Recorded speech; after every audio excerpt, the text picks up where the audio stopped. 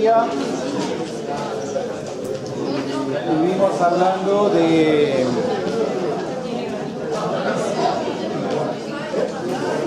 actividad y coeficientes de actividad como parámetros, ¿sí?, o propiedades que hay que entenderlas, bueno, en el caso de actividad como una composición corregida, una composición de un compuesto dado en una solución, ¿sí?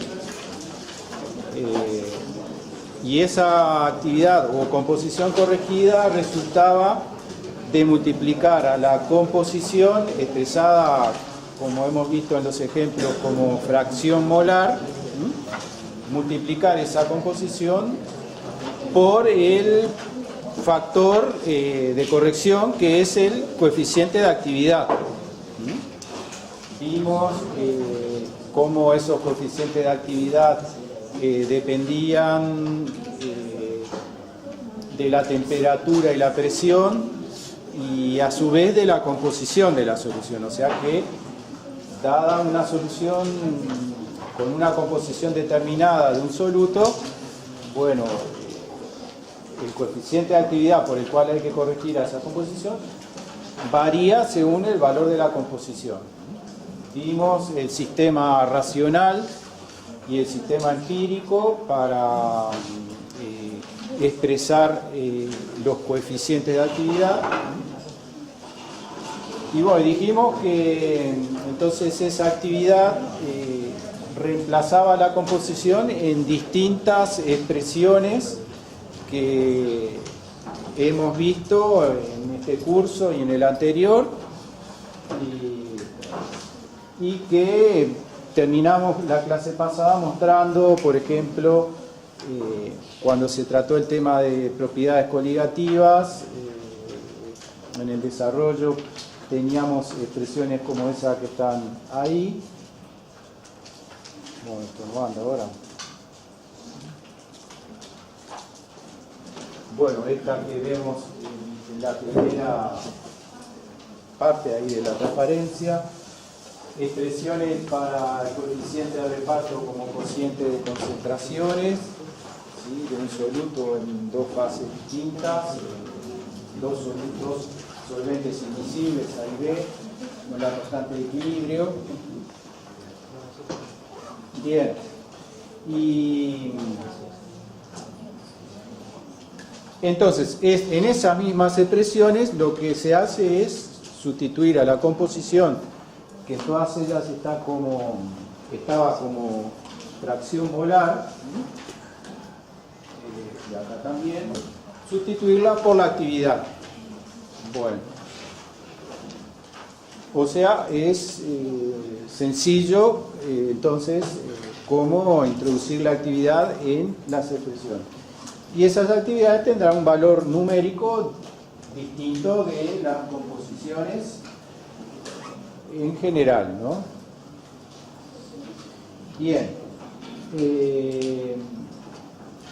esas son entonces las nuevas expresiones que hay que tener en cuenta cuando se trabaja con soluciones reales que se apartan de la idealidad, porque todo lo de el fundamento, ¿no?, la razón por la cual hay que introducir ese parámetro de actividad y el coeficiente de actividad es porque las soluciones se apartan de su comportamiento ideal, ¿no?, lo que llamamos soluciones reales. Bien.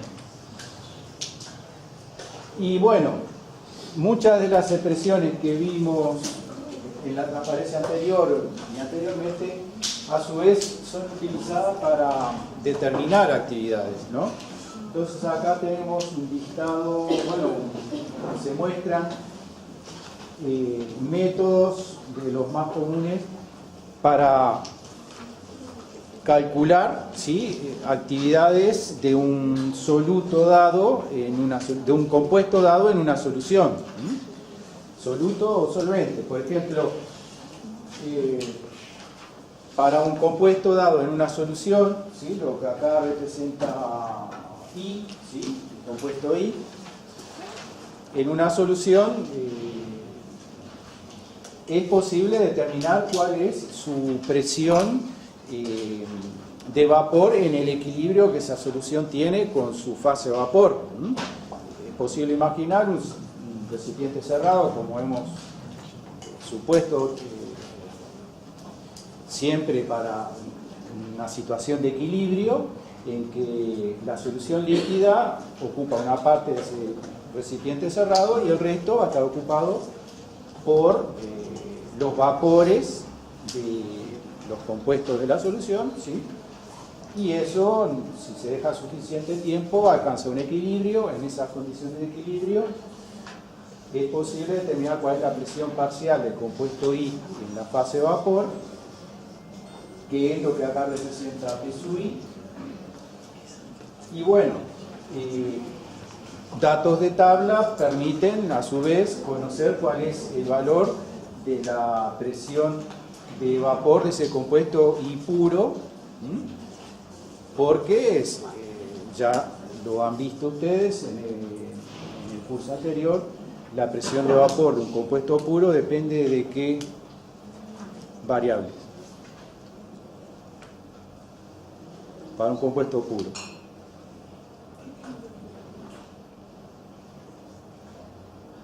La presión de vapor es función únicamente de la temperatura. Eso lo vieron, hicieron un trabajo práctico de determinación de presiones de vapor y hallaron la dependencia de esa presión de vapor del compuesto puro en función de la temperatura. Bueno, entonces es fácil encontrar tablas en donde para cada compuesto se lista, ¿sí?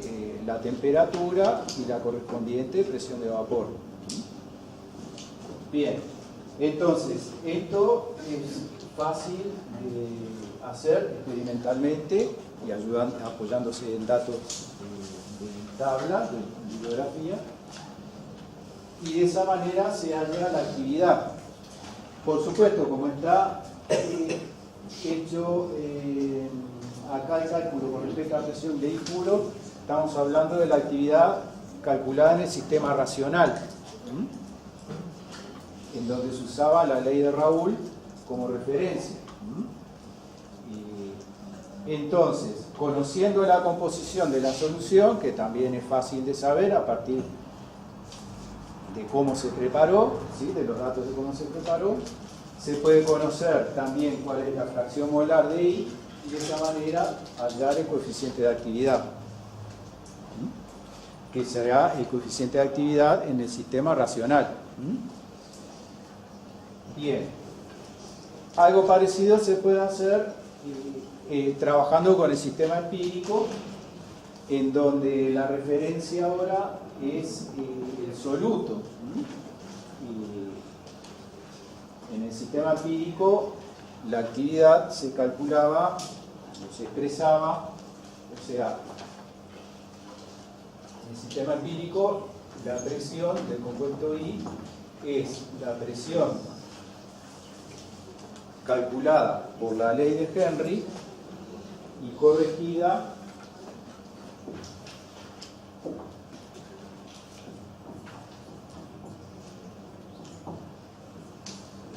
hasta ahí sería una presión parcial de un compuesto formando parte de una solución en un sistema en equilibrio, en donde se establece el equilibrio líquido-vapor.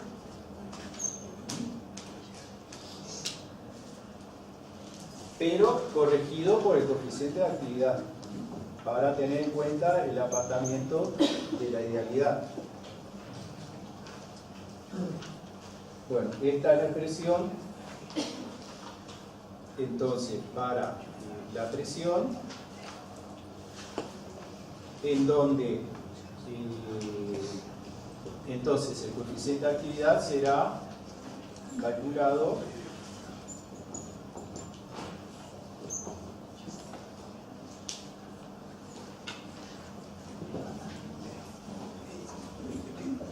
de esa manera.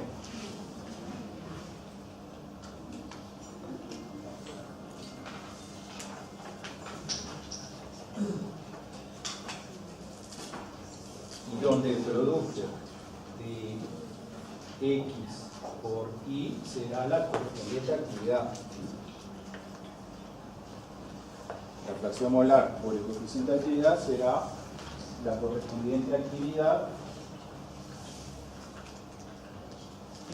en el sistema empírico.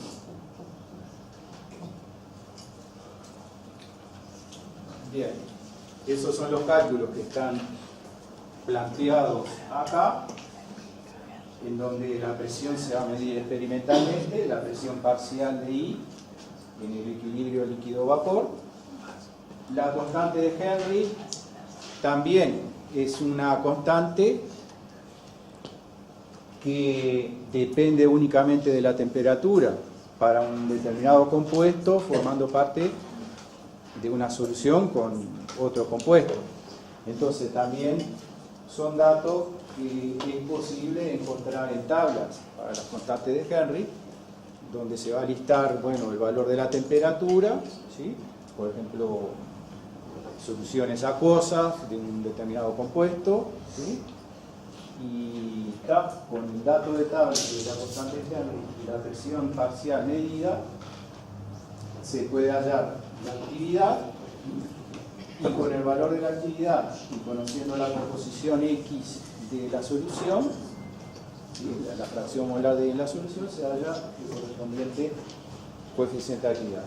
Entonces, estas son formas de calcular coeficiente de actividad en forma experimental. ¿De acuerdo? Bueno, otros métodos, por ejemplo, el basado justamente en medidas de propiedades coligativas.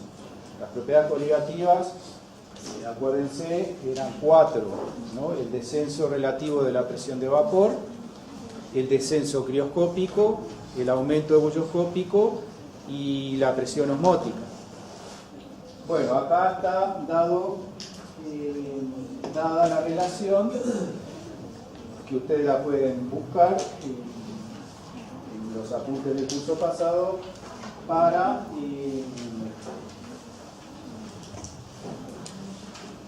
la relación que hay entre el descenso crioscópico θ, que se puede medir experimentalmente, y la actividad, o sea, la composición corregida. Entonces, si ustedes buscan en los apuntes, cuando se trató el tema del descenso crioscópico, se hizo todo suponiendo solución ideal. Entonces se llevó una expresión donde acá estaba X, sería la fracción molar del solvente, y bueno, ahora pasa a ser la actividad. Entonces, midiendo el descenso crioscópico experimentalmente, estas son constantes que son características del solvente. Entonces, el delta H de fusión es un valor conocido para la mayoría de los compuestos. Es un valor relativamente independiente de la temperatura, el delta H de fusión. Acá tenemos la temperatura de fusión, T0, también, que para un compuesto puro es lo mismo que la temperatura de congelación. Entonces el agua tiene temperatura de fusión 0 y temperatura de congelación 0 grados Celsius, y R es la constante de los gases, o sea que todo esto es posible calcularlo, y de esa manera se calcula la actividad también. Bien. Y luego hay métodos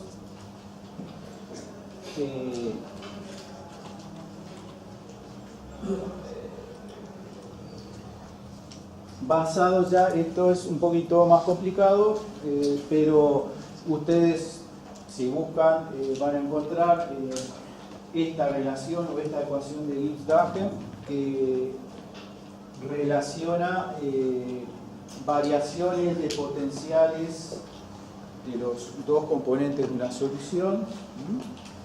Acá, como ven, tiene, cuando se cambia la composición por agregado de uno de los compuestos a la solución, ¿sí? Entonces está cambiando la composición, junto con la composición cambian los potenciales, bueno, y se llegaba a deducir esa ecuación, en donde los potenciales pueden ser expresados por las expresiones típicas que hemos visto, que tienen, cuando se expresa el potencial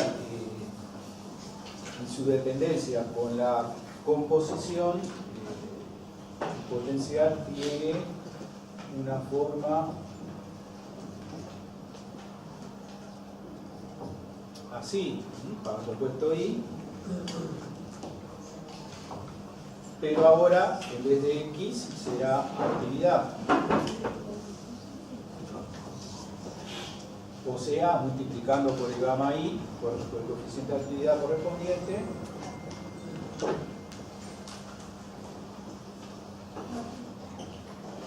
y cuando se plantean variaciones del potencial por agregado de un compuesto, lo que está cambiando es este término, ¿no? Porque este otro término depende únicamente de la temperatura para una determinada solución. Entonces, hablar de variaciones del potencial implica hablar de variaciones del término logaritmo. De ahí es que puede llegarse a plantear esta otra expresión, y con esa expresión, ahí la gráfica yo le agregué algo, si es una curva descendente, o sea, de la expresión anterior se puede llegar a esa, y de la curva correspondiente, o sea, integrando esta expresión, que es lo que está puesto acá abajo, esta integral se puede asociar con el área debajo de la curva entre un valor dado y acá sería infinito, ¿no? Bueno, no vamos a desarrollar bien, pero la idea es esa, que puede llegarse a expresar, creo que hay otra fórmula abajo, a ver.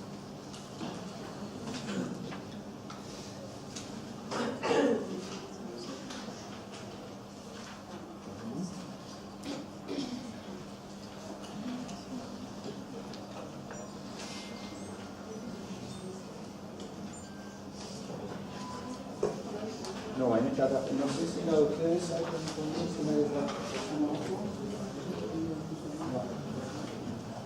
Bueno, está, pero lo dejamos ahí, ¿está? Pueden eventualmente, la idea es que acá esto le va a quedar logaritmo, esta integral le va a quedar logaritmo de A para una concentración de A sub 1 para una concentración X1 menos logaritmo de A para una concentración de A sub 1 para una concentración de X1 igual a 1, y donde ese último término, o sea, vamos a ponerlo acá,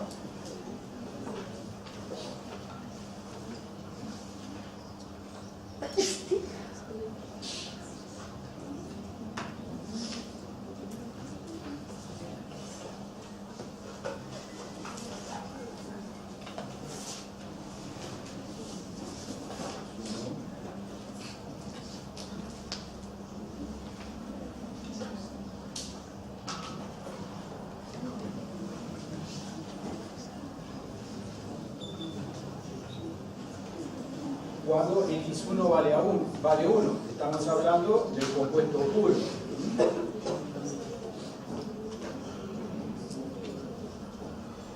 Y para el compuesto puro dijimos que la actividad se hacía igual a la correspondiente composición, trabajando por ejemplo en el sistema racional. Entonces, cuando X1 tiende a 1, la actividad tiende a 1, Esto es en el sistema racional.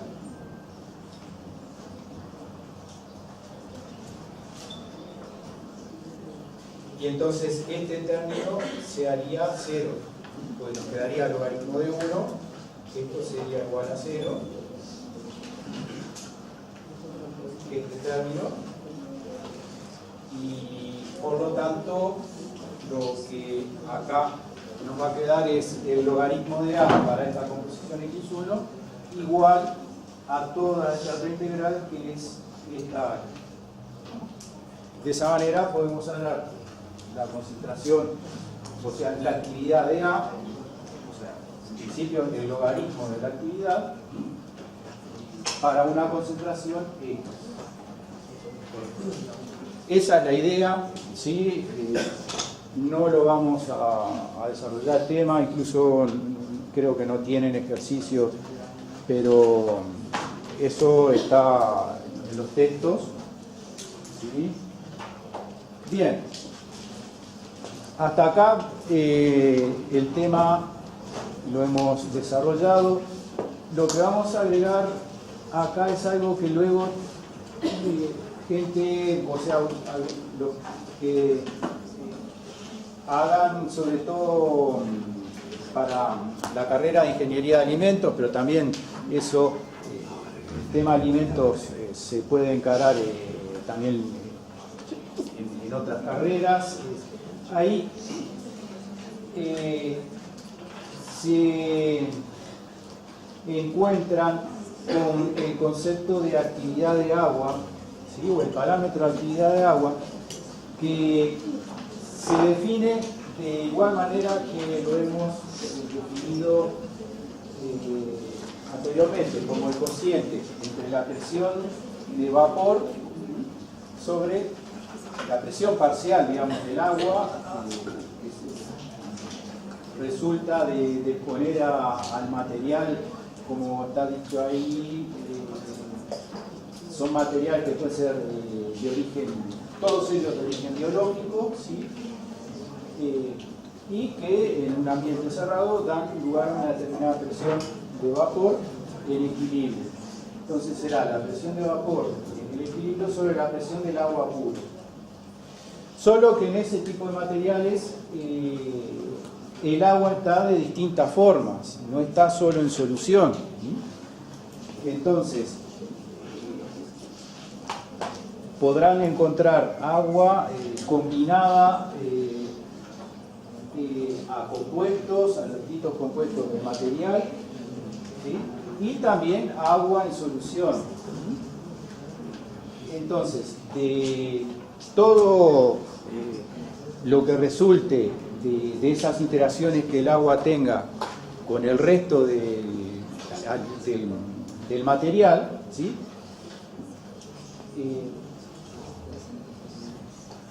Solo la actividad de agua es el concepto que mayoritariamente tiene en cuenta la parte de esa agua que está en solución y que luego es la que determina el valor de la presión de vapor de equilibrio. Bueno, ¿qué interés tiene este concepto de actividad de agua? Bueno, tiene que ver con con los distintos procesos que tienen lugar en ese material que dijimos que mayoritariamente es de origen biológico, por lo tanto contiene enzimas, aparte de otro tipo de compuestos, y que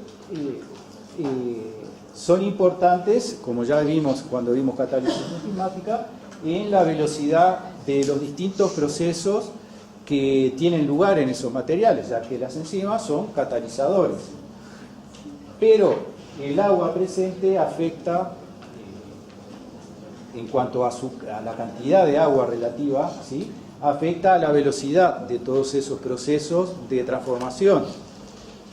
Y cuanto mayor sea la cantidad de agua, es decir, la enzima más diluida, la mayor cantidad de agua favorece todos esos procesos, mayoritariamente catalizados por enzimas. Y esas enzimas, como dijimos, afectan, catalizan las transformaciones del material y con eso los distintos parámetros o las distintas características, como está puesto acá, ¿no? El olor, gusto, aroma, que resulta de, en definitiva, de los compuestos que están presentes. Bien, también como ven acá en productos farmacéuticos, también afectan a ese nivel. Y entonces, para los distintos materiales, la actividad de agua creo que está definida ahí. Mejor dicho, está ahí. Para cada alimento se establece un valor límite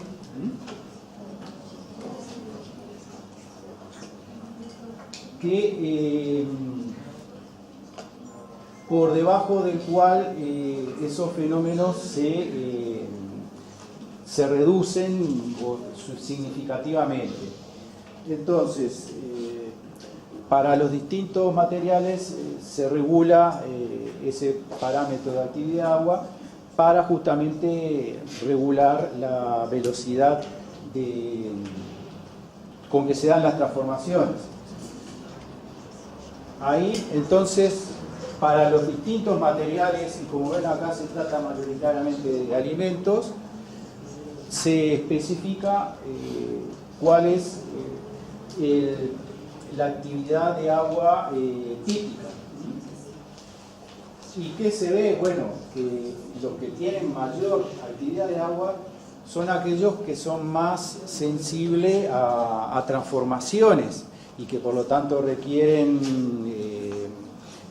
cuidados, ¿sí? O métodos de almacenamiento o conservación, por ejemplo a baja temperatura, para evitar esa transformación. Mientras que otros con baja actividad de agua son alimentos que ustedes verán que no requieren mayor cuidado para su conservación.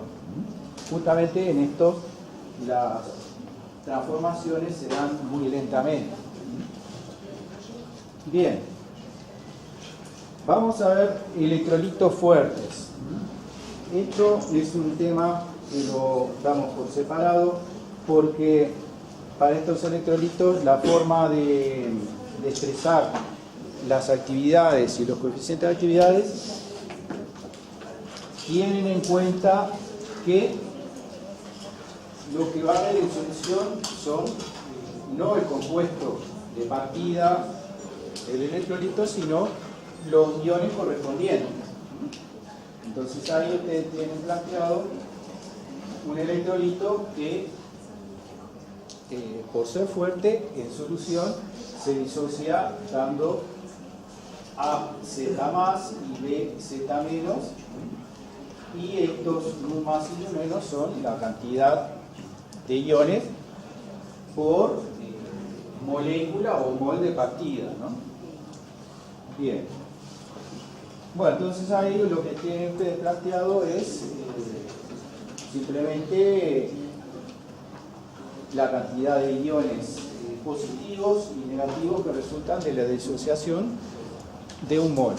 Bien. Y para expresar el potencial de un electrolito, lo que se hace es asignar un potencial a cada uno de los iones correspondientes mediante expresiones similares a las que hemos usado para el potencial de un compuesto de solución cualquiera. Y el potencial del electrolito, o sea, el compuesto que acá estamos llamando 2, ¿sí?, será la suma de los potenciales de los iones a los que da lugar. ¿De acuerdo? En esa sumatoria, bueno, están incluidos los coeficientes, ¿sí?, la cantidad de cada uno de esos iones. en solución. Como verán acá, para expresar, bueno, acá verán que introducimos la molalidad. ¿Por qué está ahí mencionada?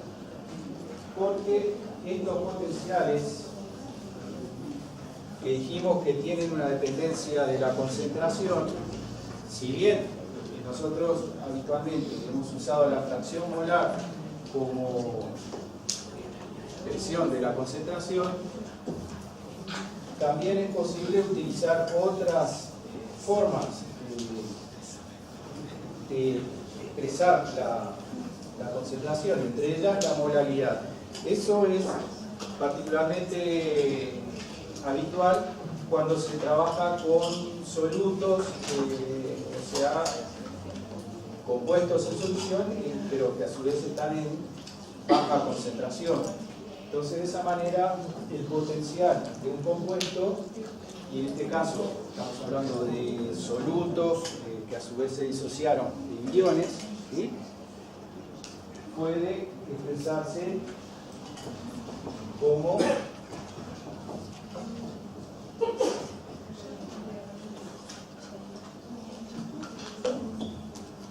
de esa forma, donde entonces acá introducimos la molalidad, y si estamos hablando de soluciones con apartamiento de la idealidad, entonces corregido a su vez por el correspondiente coeficiente de actividad.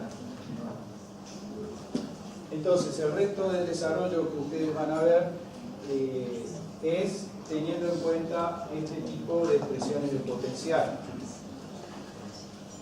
Y como estamos hablando de solutos, ¿sí?, entonces usamos el sistema empírico para trabajar con coeficientes de actividad y con actividades. Entonces eso implica lo que está puesto acá, que el coeficiente de actividad va a tender a 1 cuando la concentración, ahora expresada como molalidad, tiende a 0.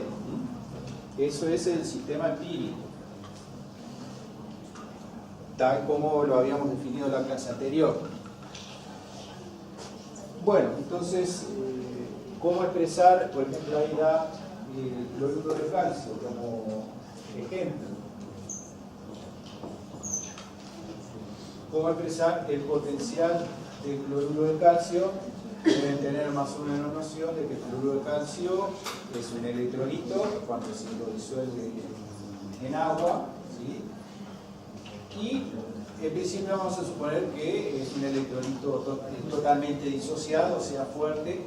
Hay que tener en cuenta que acá hay 2 cloros, y eso en principio implica 2 disociaciones parciales, ¿no?, perdiendo un cloro y después el otro. Vamos a suponer que se disocia totalmente en sus iones, entonces dando calcio 2 más 2 cloruro, y el potencial del cloruro de calcio será entonces igual al potencial de un ion calcio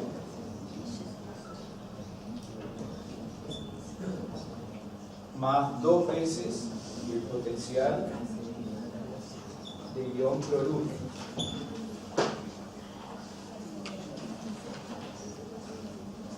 Y si el potencial de cada uno de estos iones lo expresamos por la expresión que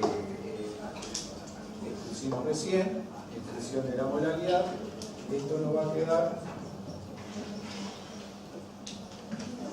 a un potencial de calcio expresado como un potencial de referencia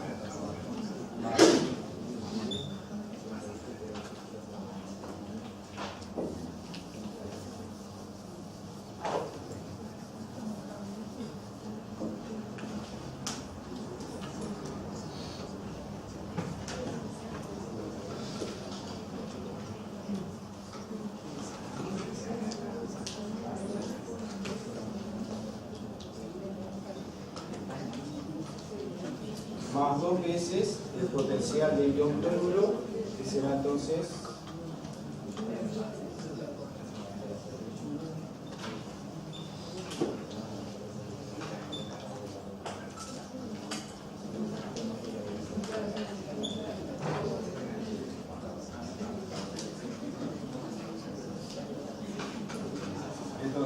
desarrollo para buscar y presentar entonces la experiencia potencial de que el cloruro de calcio en función de las concentraciones implica en principio eso que está aquí.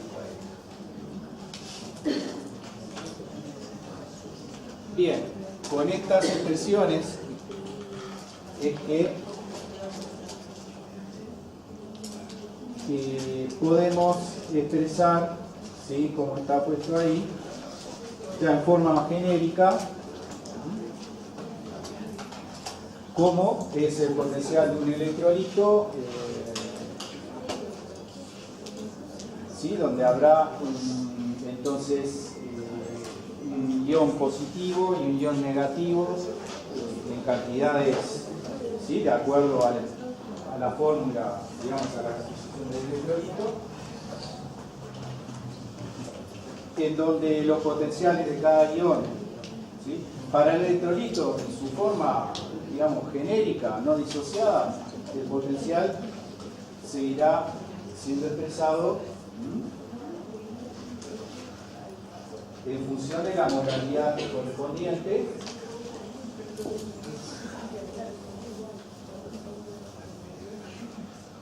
Para este electrolito que pusimos acá, ¿sí?, por ejemplo el cloruro de calcio, uno puede, sin tener en cuenta la disociación, expresarlo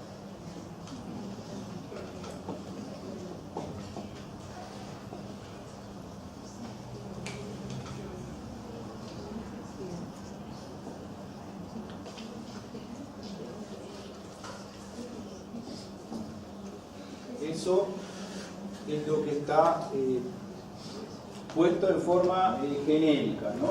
Pero teniendo en cuenta su expresión en función de los iones a los que da lugar en solución, nos queda, acá tenemos la expresión para el potencial para el ion positivo y acá la expresión del potencial para el ion negativo,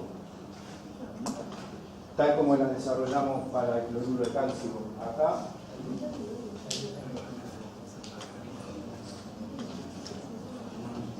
Donde gamma más y n más, ¿sí?, son los correspondientes al ion positivo, el producto es igual a la actividad del ion positivo, gamma menos n menos es la actividad del ion negativo.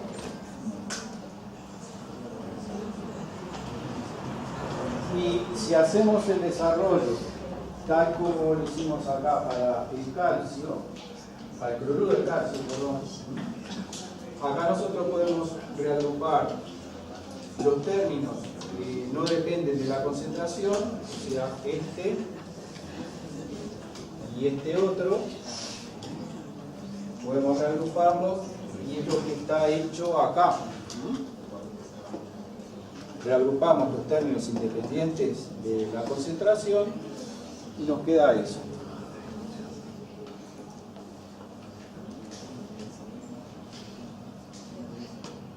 Y eso es un potencial, es el potencial de referencia, ¿sí?, independiente de la concentración. Ahora bien, para poder trabajar con todos estos parámetros que, como ven, involucran valores para ion positivo y para ion negativo, se definen estos otros parámetros. Un nu total, que es la suma de los coeficientes estequiométricos correspondientes al ion negativo y al ion positivo. En el caso del cloruro de calcio, bueno, sería 1. Nu más sería 1 para el caso del calcio y nu menos sería 2. ¿Sí? Son los coeficientes estequiométricos resultantes cuando uno representa la disociación.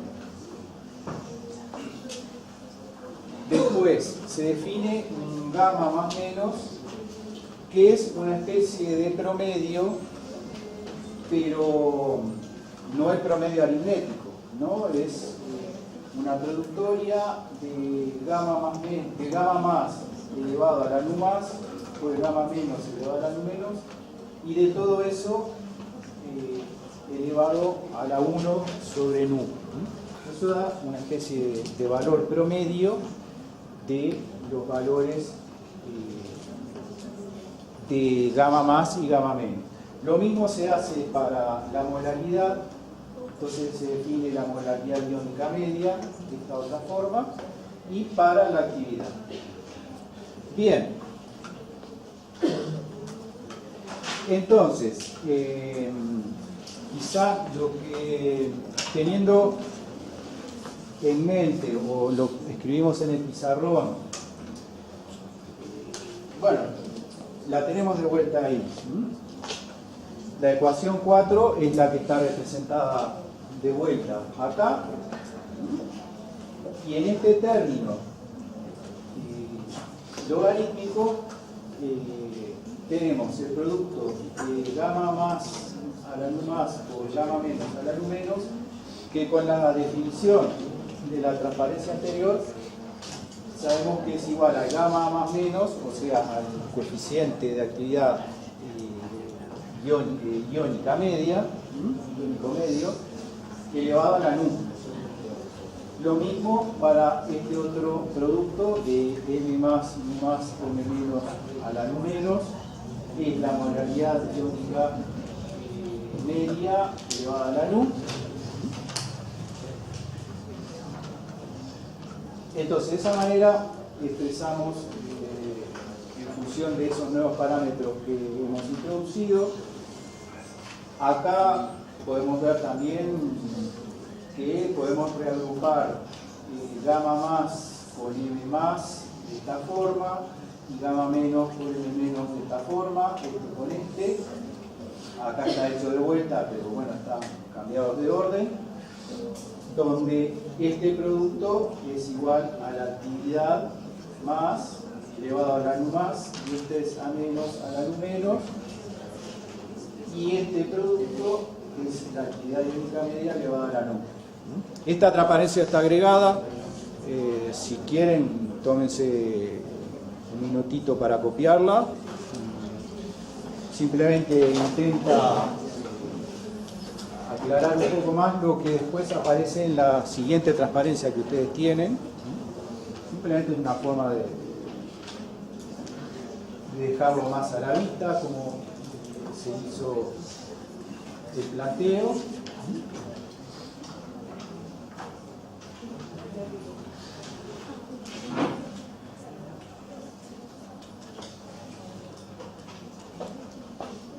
En realidad la ecuación 4 es la que tiene la transparencia anterior, y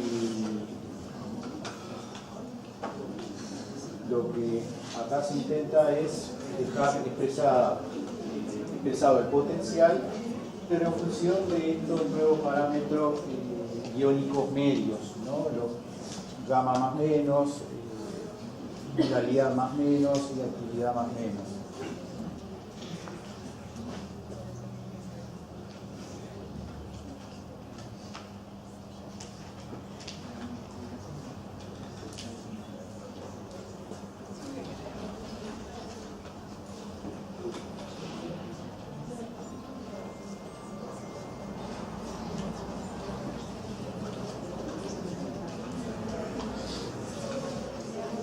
Bueno, ¿qué interés tiene esto?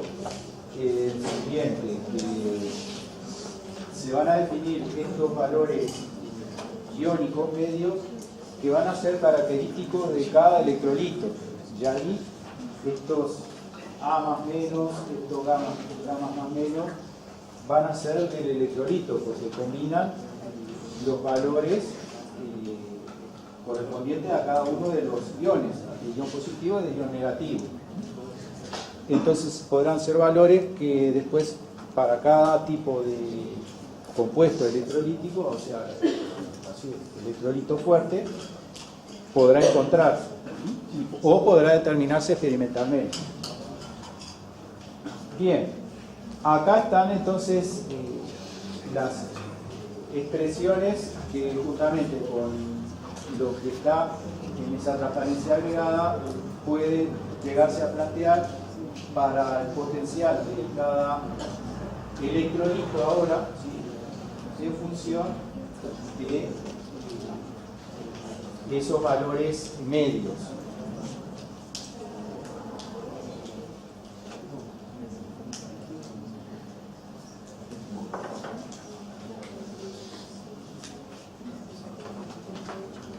Bien. Entonces, si comparamos la expresión genérica del potencial para un compuesto, que es esta ecuación 9, si lo comparamos con la expresión 11, que resultó de los planteos que hicimos antes, puede verse acá, como ven, está este nu multiplicando al logaritmo. Uno puede introducirlo dentro del logaritmo como exponente, ¿no? Entonces queda A más menos a la nu. Si comparamos esta expresión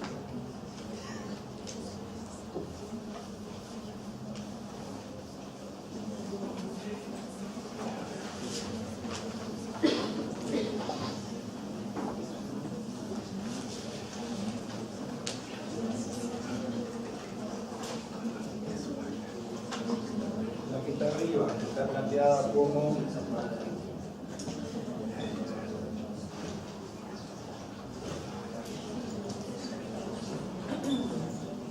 entonces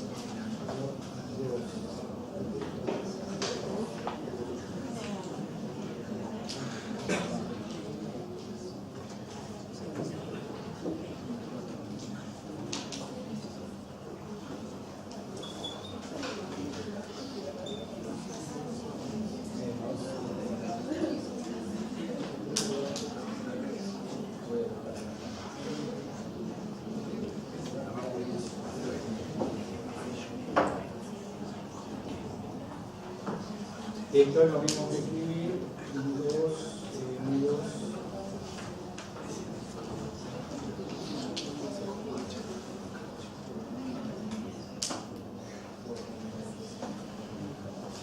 entonces lo único que este término es igual, esto es igual a esto. Entonces de ahí se concluye que la actividad del electrolito es a su vez a la actividad iónica media elevada a la luz.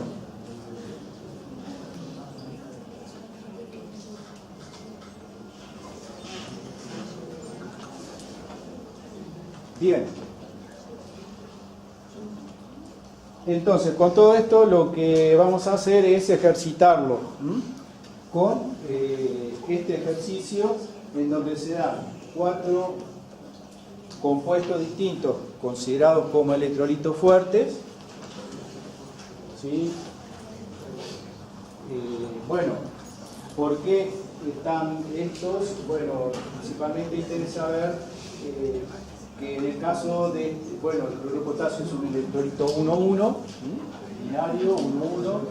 En el caso del sulfato de cobre también, pero con carga más 2 y menos 2. Acá ya es un electrolito 1,3, ¿sí? Un ion lantano y 3 nitrato, o sea, cambia la cantidad de iones a la que da lugar, a lo que dan lugar cada uno de ellos. Entonces, vamos a considerar soluciones de esos electrolitos que tengan esa concentración, molaridad igual a 0,1, y para los que se conoce los coeficientes de actividad iónica media para esta concentración, molaridad igual a 0,1. Entonces la tabla da los valores de esos gamma más menos y pide calcular la actividad del electrolito y la actividad media de los iones en solución. Bien, entonces ahí están planteadas las ecuaciones que tendrán que utilizarse.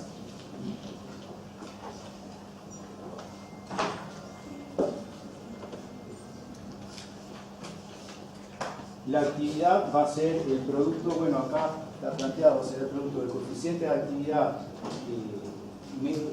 iónico medio, que ese gamma más menos que está en la tabla, por la molaridad más menos, también la iónica media. Entonces lo que está hecho acá es el planteo para calcular esa molaridad iónica media de la forma que se definió como M más a la U más o M menos a la U menos, y todo eso elevado a la 1 sobre Nu. Entonces, por el tipo de electrolito, si la molaridad de partida es 0,1, como se forma un ion positivo y un ion negativo, la molaridad de los iones también será 0,1. Y el Nu total será 2. Será la suma del Nu más el Nu menos. Entonces acá está hecho el producto de 0,1 a la 1 por 0,1 a la 1, y todo eso elevado a la 1 sobre 2. Eso da 0,1. Y tenemos entonces calculado la molaridad iónica media, multiplicándola por el correspondiente coeficiente de actividad iónico medio que está en la tabla, nos da la actividad iónica media. Y la actividad del electrolito, lo habíamos puesto, era la actividad iónica media elevada a la 1.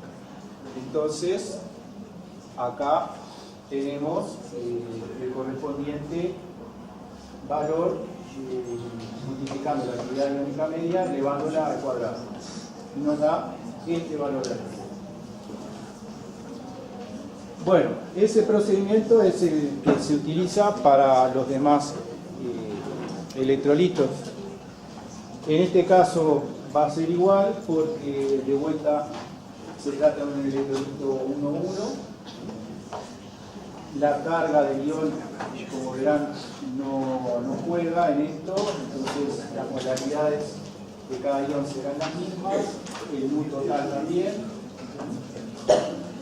y cambia cuando se llega, bueno, porque el coeficiente gamma más menos es otro, ¿no?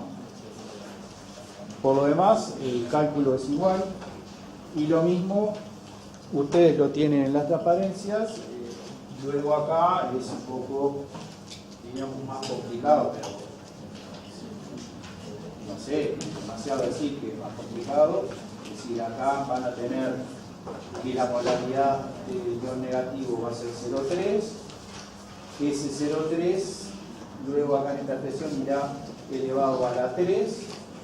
Porque el Nu menos es 3, y el Nu total será 4, y ya ahí luego el cálculo es igual.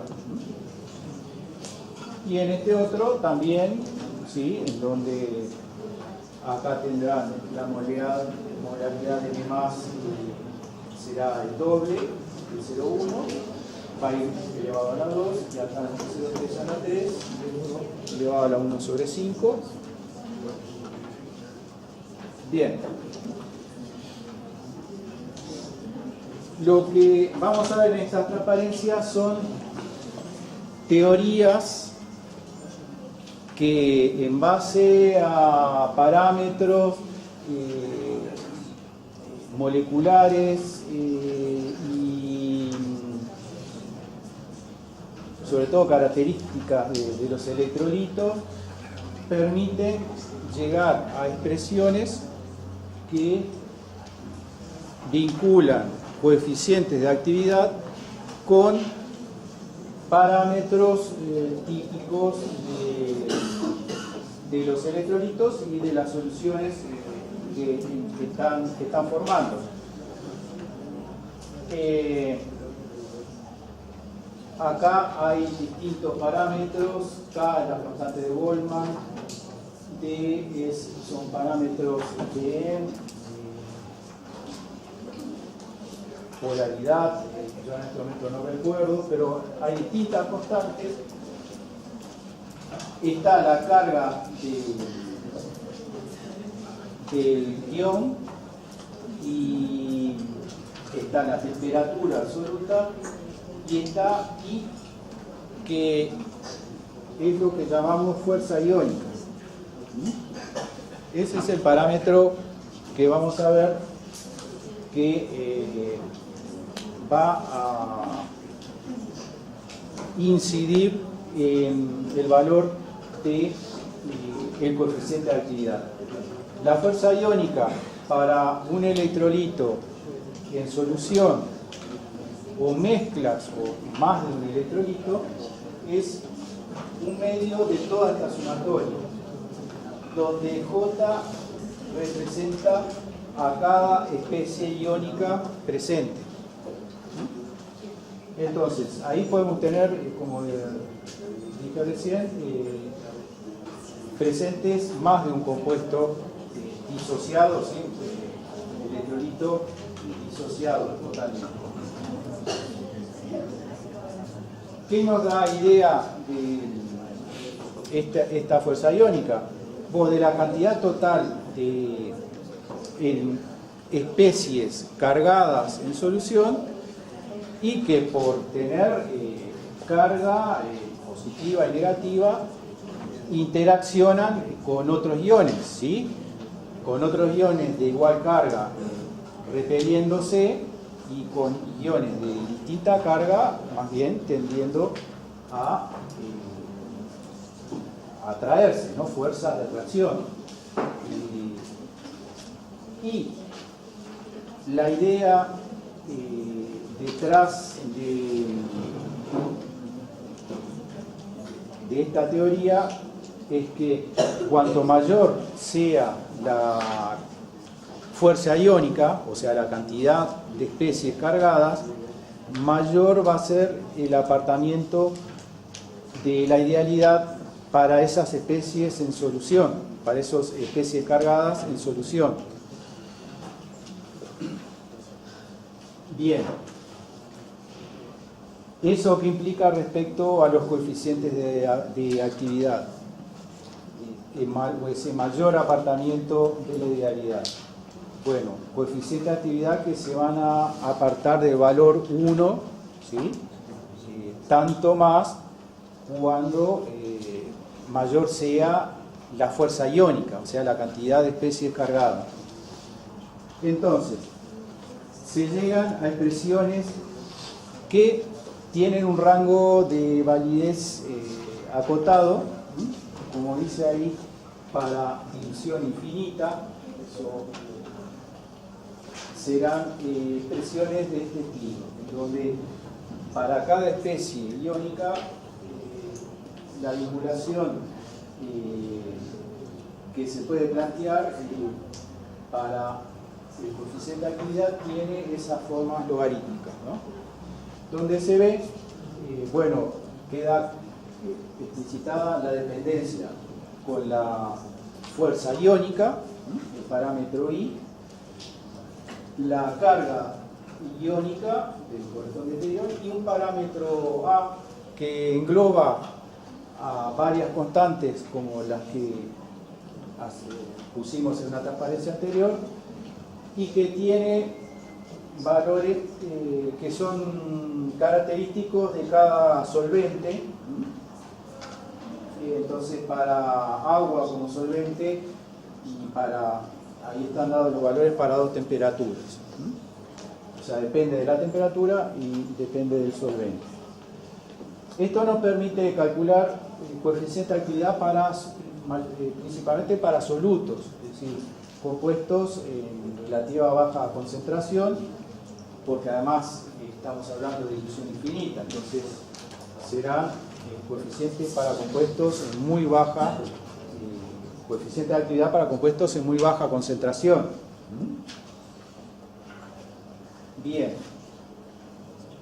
Entonces acá tenemos para el ion positivo, para el ion negativo y el valor para el gamma más menos, que ese va a ser característico del electrolito,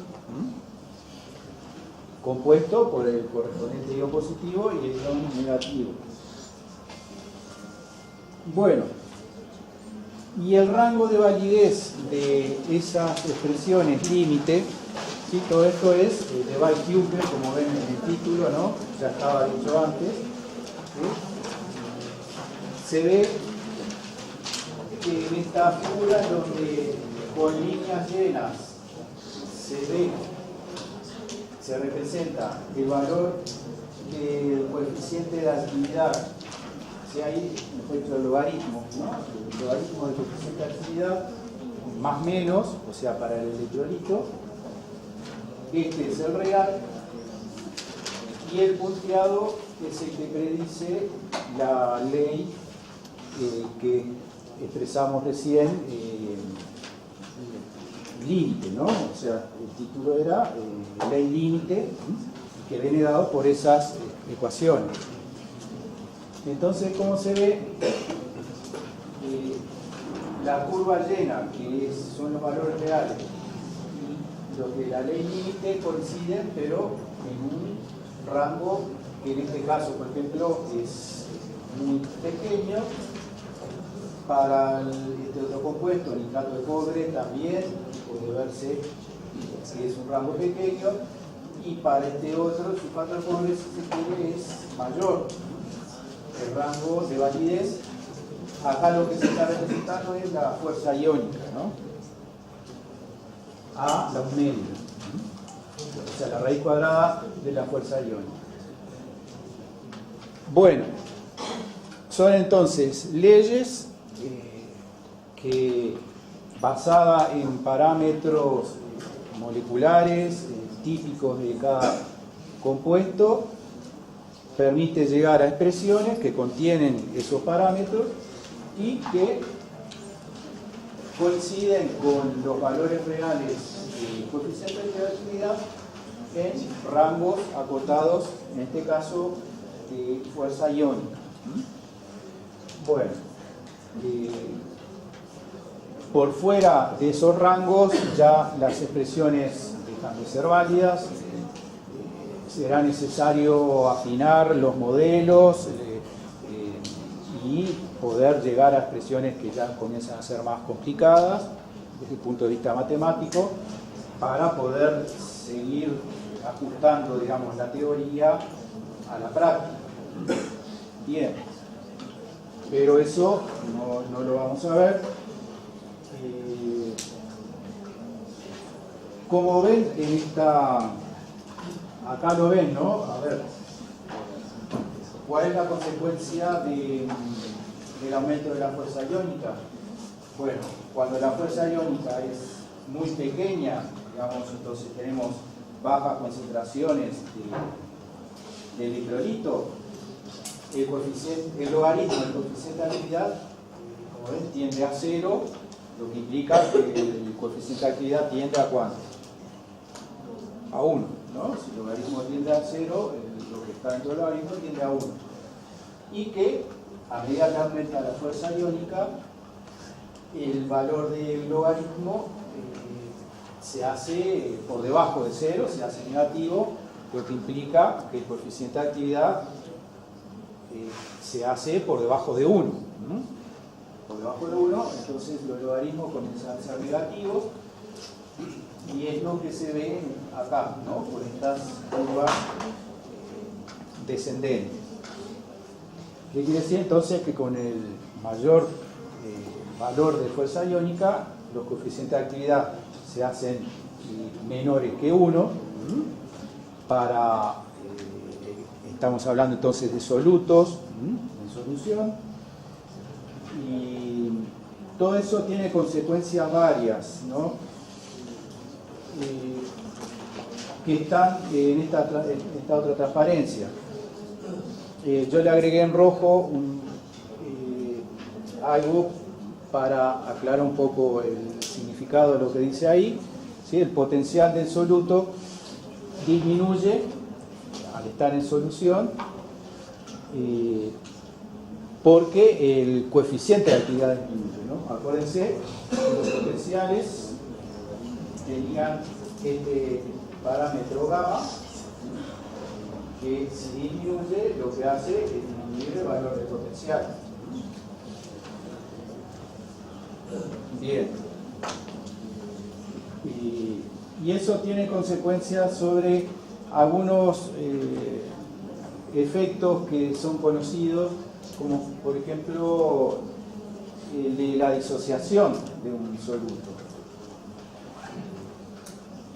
y la ionización. En el caso de un electrolito que se ionice, dando lugar a un equilibrio o reemplazándose totalmente las aluviones,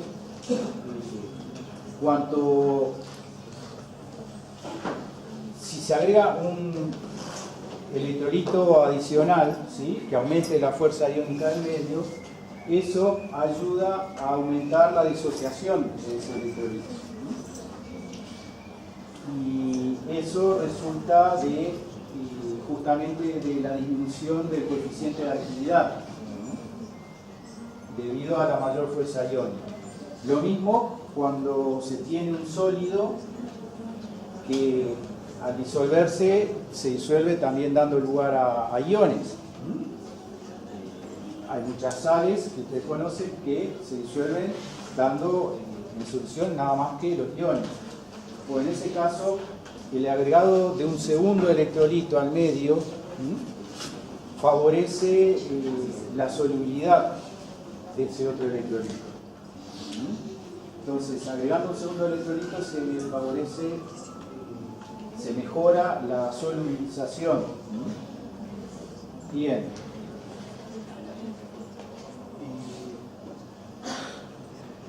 Bien, eso, si quieren, lo pueden ver a través de estos planteos. Efectos sobre la ionización, ¿sí? Un electrolito de solución que se disocia. Y para el equilibrio que pueda alcanzarse, el potencial del electrolito va a ser igual a la suma de los potenciales de los iones, ¿sí? Y lo que va a pasar acá es que estos potenciales van a depender de estos coeficientes de actividad, que en el caso de agregar un segundo electrolito van a descender. Estos gamma A más y gamma B menos van a ser menores, y para alcanzar nuevamente la igualdad, digamos, ¿sí? Eso se logrará si estas polaridades aumentan. La idea no es esto entenderlo en profundidad, pero se basa en planteos que ya hemos visto para el equilibrio entre el electrolito sin disociar con el electrolito disociado. Entonces, al bajar el gamma más, la igualdad se logra nuevamente aumentando las polaridades de los iones, lo cual implica una mayor disociación del electrolito para aumentar la molaridad, la concentración de los iones en solución. Y algo parecido es para la solubilidad, en donde el planteo ahí es el electrolito sólido, que al ponerlo en solución da los iones. Y ahí nuevamente se tiene lo que dijimos, ¿no? Los iones en solución tendrán potenciales que dependerán de los gamas, de los coeficientes de actividad. Si esos coeficientes bajan porque se agrega un segundo electrolito a la solución, ¿sí? El equilibrio que implica igualdad de potenciales se alcanzará nuevamente con un aumento de las concentraciones de los iones, lo cual se logra disolviendo más electrolito sólido. Entonces se mejora la solubilidad. Vamos a ver esto otro, que es consecuencias, lo vamos a ver a través de la fuerza iónica, ¿no? Dijimos que la fuerza iónica es un parámetro que da idea de la cantidad total de especies cargadas en la solución.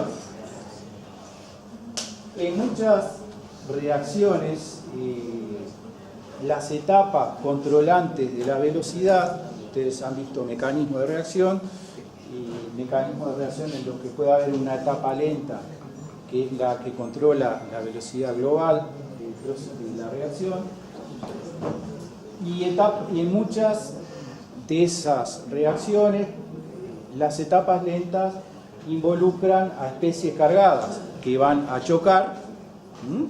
Entonces ustedes ahí plantean una reacción elemental con las especies cargadas como reactivos, y esas especies son las que están representadas en cada uno de estos ejemplos.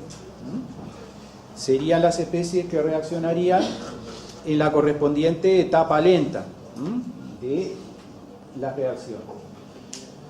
¿Y qué pasa cuando chocan especies que tienen el mismo signo de carga? Por ejemplo, dos especies cargadas positivamente.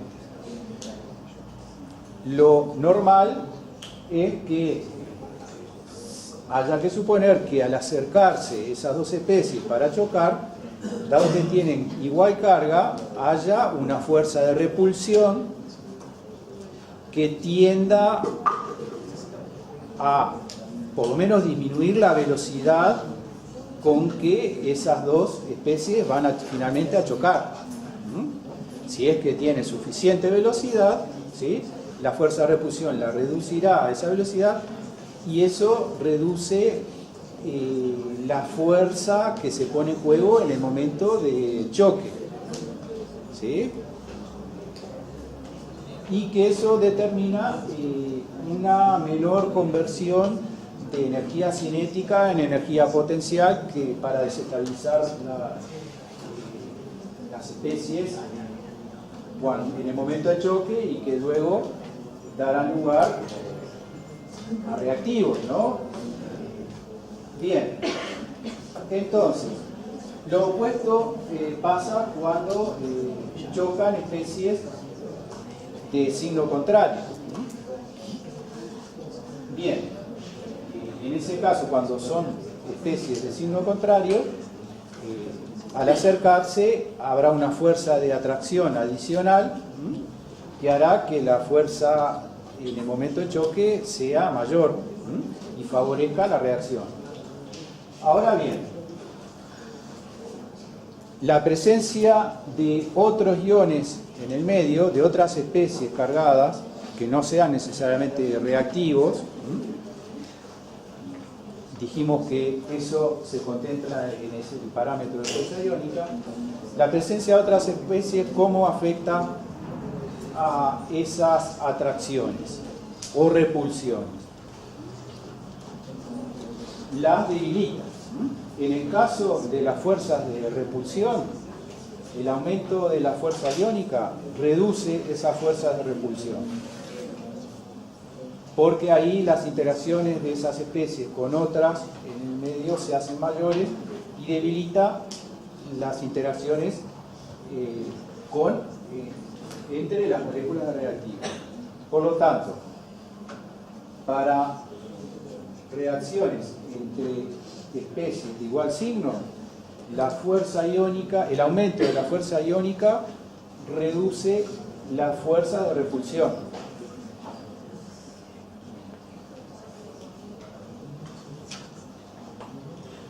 ¿Y qué efecto puede tener eso sobre la velocidad de la reacción?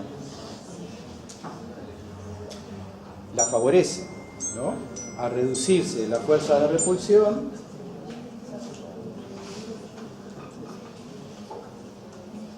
¿sí?, se favorece los choques y se aumenta la energía puesta en juego en el choque, y favorece el pasaje a productos, de reactivos a productos. ¿Y eso cómo se ve acá? Bueno, acá usted está representando la raíz cuadrada de la fuerza iónica, o sea, acá está aumentando la fuerza iónica, y para el caso de la reacción 1, vemos que la constante de velocidad aumenta.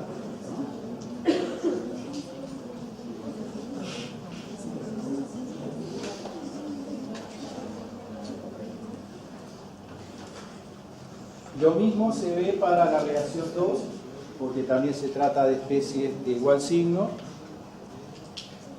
Y para la reacción 3, en cambio, para la reacción 4, que es una especie no cargada con una especie cargada, no se ve influencia de la fuerza iónica. Y todos, repito, ustedes acá ven que son puntos, cada uno de esos puntos es el resultado de una determinación experimental. Bueno, y para especies de distinto signo, por ejemplo la reacción 5, el efecto ahí es el contrario.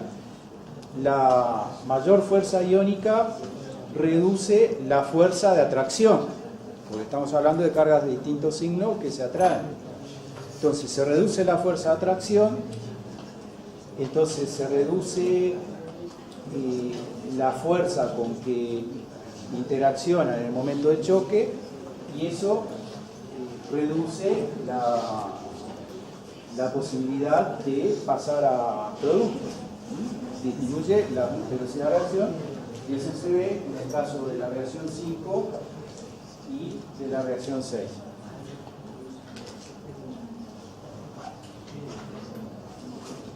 Bueno, todo eso está explicado en esta otra transparencia. Y vamos a dar algo, lo último, ¿sí? Ya se nos viene la hora, de apartamiento de la idealidad, pero en mezclas de gases. Este es un tema, digamos, tampoco, en realidad se trata también de encarar el tema de apartamiento de la idealidad. Para gases, ustedes vieron, bueno, la ley de los gases, expresada como PV-nRT, eso se aplica a gases de comportamiento ideal o a mezclas de varios compuestos gaseosos, también con comportamiento ideal, pero para tener en cuenta los apartamientos de la idealidad, se introduce el parámetro de fugacidad, F, de la misma forma que se introdujo el coeficiente de actividad para soluciones. Entonces, tiene el mismo significado, es un factor que va a corregir a la presión, esta fugacidad va a ser la presión corregida. Entonces, eso lo vemos en expresiones del potencial, en donde para gases, ¿sí?, el potencial se expresaba en función del logaritmo de la presión.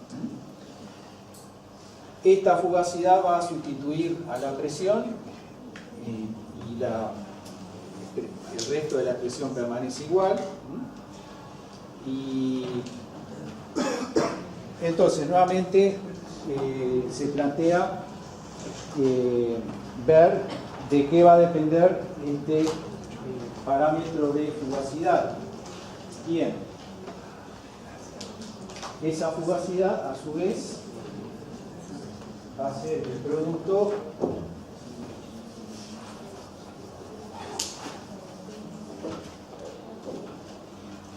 la fugacidad va a ser el producto de un coeficiente de fugacidad por la presión. Este es el coeficiente.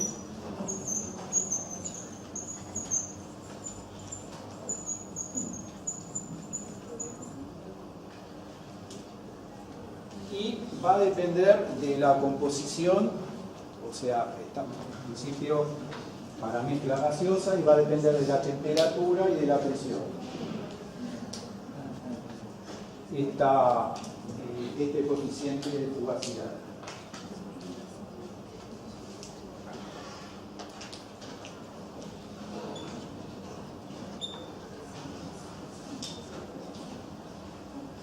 y acá la Y está representando la composición en fase gaseosa para mezclas de dos o más compuestos.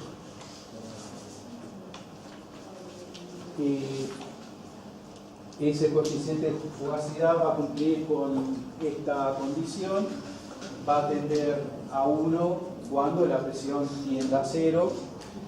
Saben ustedes, ¿sí? Lo deben tener asumido, que presión tendiendo a 0 implica un acercamiento al comportamiento ideal. En ese caso el coeficiente de fugacidad tiende a 1, y para el cálculo de coeficiente de fugacidad se plantea, estamos planteando esta regla, que nos va a permitir, en principio, plantear el cociente de la fugacidad de un compuesto formando parte de una mezcla sobre la correspondiente presión parcial. Entonces esto va a ser para la mezcla, pero esta regla de Lewis-Carnot permite plantear que es igual al coeficiente de compuesto puro sobre la presión total a la que se encuentra la mezcla.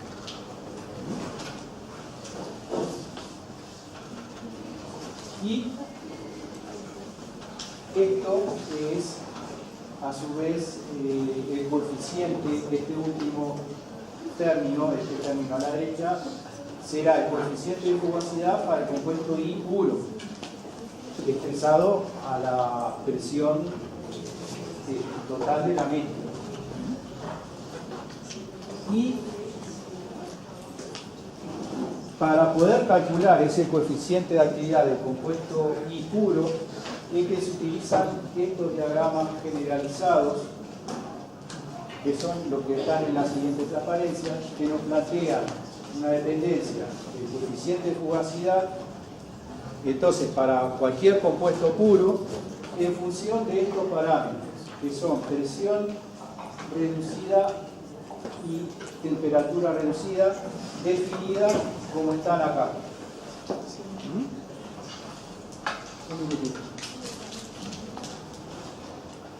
Coeficiente de fugacidad, entonces, expresado en función de temperatura y presión reducida. Y son representados en estos diagramas que ustedes verán ahí. Están, bueno, capaz que, no sé cómo lo verán en la transparencia, pero acá está representado el coeficiente gamma en función de la presión reducida acá, y cada una de estas curvas es para una temperatura reducida distinta. Valores de temperatura reducida que son los números que ven acá. Son diagramas que son válidos para cualquier compuesto. De ahí la utilidad de su representación, porque poniendo el correspondiente valor de presión reducida y temperatura reducida se determina el valor del coeficiente de actividad. Y ese coeficiente de actividad es el que se puede utilizar en el segundo término de la regla de Lewis y Carnot. Este otro es el mismo diagrama, pero abarcando un rango mayor de presiones reducidas y temperaturas reducidas, ¿no? El anterior, de la transparencia anterior, es un diagrama que queda acá en esta zona. Bueno, y así un poco apretado terminamos con todo esto.